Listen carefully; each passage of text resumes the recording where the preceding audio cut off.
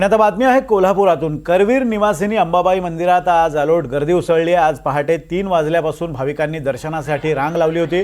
आज लक्ष्मीपूजन असल्याने अंबाबाई मंदिरात विशेष पूजा करण्यात येते। यावेळी सहकुटुंब देवीचं दर्शन घेत आपल्या मनोकामना पूर्ण व्हाव्यात अशी इच्छा भाविक व्यक्त करत असतात। अंबाबाई मंदिरातून आढावा घेतला आमचे प्रतिनिधी विशाल पुजारी यांनी। लक्ष्मीपूजन आहे आणि आजच्या या दिवशी करवीर निवासिनी अंबाबाई देवीच्या दर्शनासाठी राज्यभरातून भाविक जे आहेत ते कोल्हापुरात दाखल होत असतात।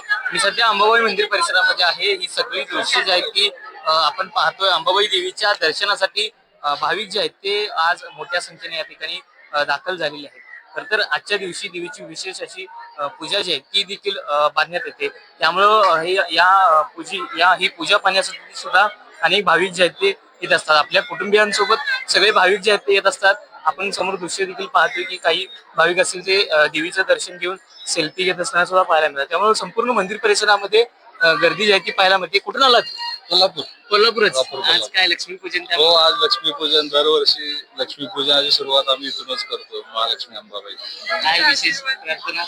विशेष प्रार्थना काय नाही, कोल्हापुरातल्या सगळ्यांचं चांगलं होऊ दे, तसंच भारतातील सर्व लोकांचं चांगलं होऊ दे, सर्वांना सुख समृद्धी आरोग्य मिळते, हीच प्रार्थना।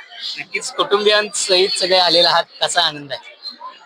देवीसारखा आशीर्वाद कोणाकडूनच मिळत नाही।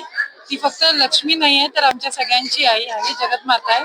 आईनं असंच आमचं सगळ्यांचं कायम संरक्षण करावं आणि सगळ्यांना आरोग्यदायी जीवन द्यावं, हीच देवीची इच्छा आहे।